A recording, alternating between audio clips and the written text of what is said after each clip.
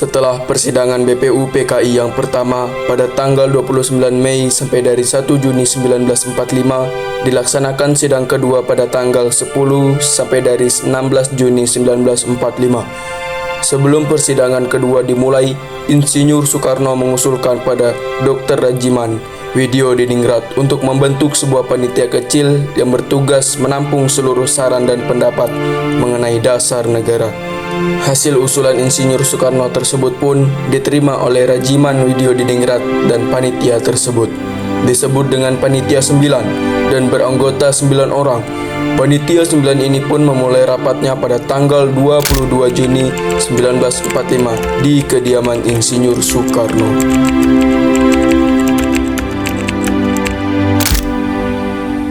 Assalamualaikum warahmatullahi wabarakatuh. Waalaikumsalam warahmatullahi wabarakatuh. Salam sejahtera untuk kita semua. Pada hari ini kita akan menjalankan sebuah rapat, yang mana rapat ini bertujuan untuk kita mendapatkan ide-ide lulusan dasar negara kita. Saya selaku pemimpin pada rapat ini yang akan memimpin jalan acara kita pada hari ini. Apabila Bung sekalian ingin berpendapat, silahkan. Saya Bung, menurut saya dalam sila pertama, saya menyarankan memasukkan ketuhanan dengan menjalankan kewajiban syariat Islam bagi pemula-pemuluknya sebagai sila pertama. Bung, masukan saya di sini itu terlihat egois karena Indonesia memiliki banyak agama. Tapi Bung, ada banyak kata Subagio, karena menurut saya Islam adalah hal yang tepat untuk membangun Indonesia. Bukannya terkesan sombong, mengapa hanya syariat Islamnya?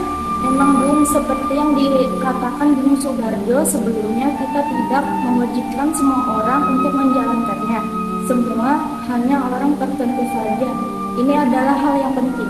Ya, lagi pula Islam adalah dasar negara yang cocok untuk Indonesia. Tidak bisa Bung, Indonesia sangat beragam, apalagi pada agama. Lalu, bagaimana menurut Bung? Apakah ada ajaran lain selain syariat Islam? Astagfirullahaladzim. Tolong tenang, kita tidak dapat seperti ini, saudara sekalian. Tidak bisa Bung, jika syariat Islam tidak dapat diterima, lantas apa yang dapat kita jadikan sebagai dasar negara Indonesia? Tenang Bung, jika kita terbawa emosi, maka kita tidak akan mendapatkan hasil dari rapat ini. Saya berpendapat dengan Soeharto dan saya juga menyarankan untuk sila kedua sebaiknya kita harus memasukkan asas kemanusiaan. Terlalu cepat Bung, apa sebaiknya asas persatuan dibutuhkan juga? Sebaiknya asas persatuanlah yang menjadi sila kedua.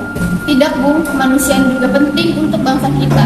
Ya, kemanusiaan juga penting Bung. Untuk kemanusiaan, saya setuju menjadikannya kedua setelah yang pertama. Baiklah Bung, saudara-saudara sekalian, kita akan menyetujui asas kemanusiaan sebagai sila yang kedua. Bung, menurut saya selanjutnya adalah asas persatuanlah yang cocok untuk menjadi sila ketiga. Ya Bung, saya setuju. Asas persatuan memang sudah cocok setelah asas kemanusiaan. Saya setuju. Saya juga setuju Bung. Saya setuju. Ya Bung, saya setuju untuk menjadikan persatuan menjadi sila ketiga. Baiklah saudara-saudara sekalian, dengan begitu kita telah menyelesaikan rapat kita pada hari ini. Lalu, apa nama yang cocok untuk seluruh asas yang sudah kita gabungkan? Dengan begitu, setelah kita mengumpulkan seluruh sila-sila yang kita kumpulkan tadi, saya akan menanamkan yang namanya Piagam Jakarta yang akan saya bacakan pada sidang BPU PKI. Selanjutnya, dengan begitu, rapat pada hari ini 22 Juni 1945 akan saya tutup. Dengan begitu, rapat ditutup dan Insinyur Soekarno membacakan Piagam Jakarta di depan BPU PKI dan juga menandatangani dibubarkannya Panitia 9 setelah menyelesaikan tugasnya.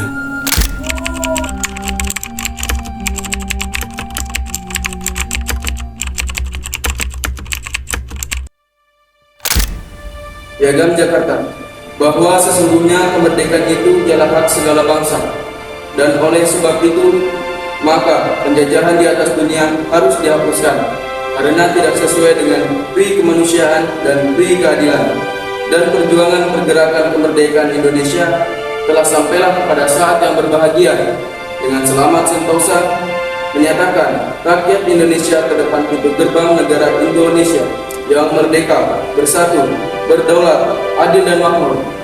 atas berkat rahmat Allah yang Maha Kuasa dan dengan didorongkan oleh keinginan luhur supaya berkehidupan kebangsaan yang bebas, maka rakyat Indonesia menyatakan dengan ini kemerdekaannya.